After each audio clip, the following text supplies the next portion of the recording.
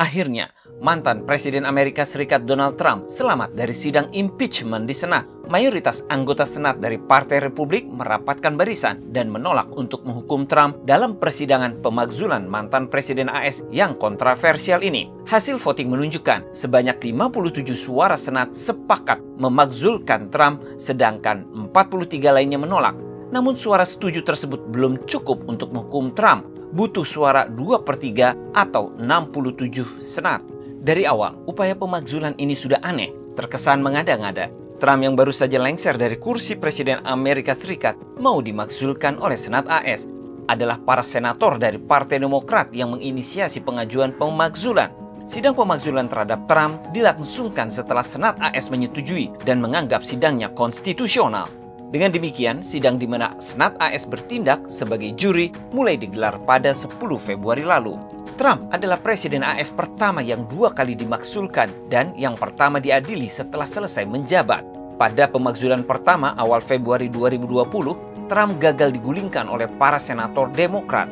Trump dinyatakan tak bersalah atas dakwaan merintangi Kongres dan penyalahgunaan kekuasaan. Dalam pemakzulan kedua kali ini tentu saja menjadi menarik karena alasan pemakzulan itu terkesan dipaksakan, mengesampingkan argumen pembela yang menuduh Senat tidak memiliki yurisdiksi untuk mengadili Trump karena dia sekarang adalah warga negara biasa. Trump dituding melanggar konstitusi AS, di mana dia dianggap telah menghasut pemberontakan dan penyerbuan di gedung Capitol pada 6 Januari lalu, tempat Kongres AS mensertifikasi kemenangan Joe Biden atas hasil pemilu lalu.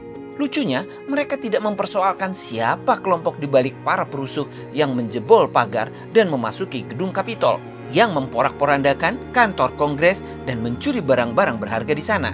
Mereka tidak menyelidiki peran kelompok sayap kiri radikal seperti Antifa dan Black Lives Matter dalam kerusuhan yang menewaskan 5 orang tersebut. Menurut Trump, sidang pemakzulan terhadap seorang warga negara yang dirancang oleh para senator dari Partai Demokrat adalah tidak masuk akal dan tidak konstitusional. Bagi Partai Republik, persidangan ini merupakan sebuah pertempuran menyangkut masa depan partainya. Meski ada 7 anggota senatnya dari sayap moderat yang berpaling dari Trump dengan alasan konstitusional. Senator Mitch McConnell dari Partai Republik menilai pemakzulan ini dimulai dengan proses yang minim dengan kecepatan yang luar biasa di DPR. Kelanjutannya tidak bisa berupa proses di Senat yang tidak memadai serta tidak memberikan kesempatan kepada mantan Presiden Trump untuk membela diri, dan itu bisa merugikan Senat dan malahan lembaga kepresidenan itu sendiri.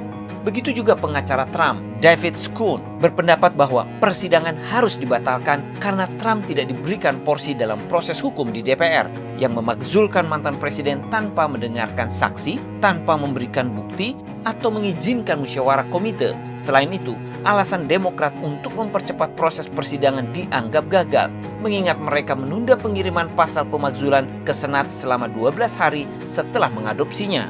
Lantas apa urgensi pemakzulan terhadap Trump?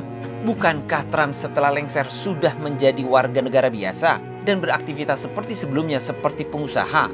Pakar hukum konstitusi University of Chicago, Prof. Aziz Haq, mengatakan salah satu konsekuensi pemakzulan adalah larangan untuk memegang jabatan politik.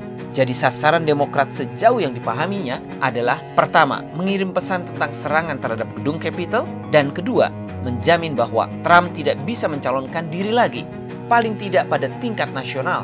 Apalagi Trump pernah menyinggung kemungkinan dirinya akan mencalonkan diri sebagai presiden untuk tahun 2024. Walah, ternyata Presiden AS yang baru, Joe Biden, khawatir atas pengaruh Trump yang masih besar di kalangan rakyat Amerika. Lebih-lebih, Trump dalam pemilu lalu mendapatkan dukungan 75 juta suara.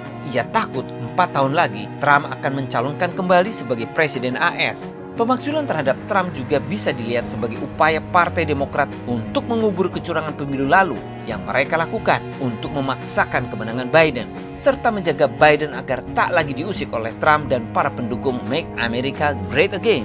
Dengan lolosnya Trump dari upaya pemakzulan ini, harapan baru akan pemimpin yang menghargai nilai-nilai tradisi dan anti-komunis muncul kembali. Trump bisa kembali mencalonkan diri sebagai Presiden AS pada pemilu 2024, atau minimal sosok pemimpin yang patriotik dan nasionalistik seperti Trump yang akan dijagokan Partai Republik di masa mendatang.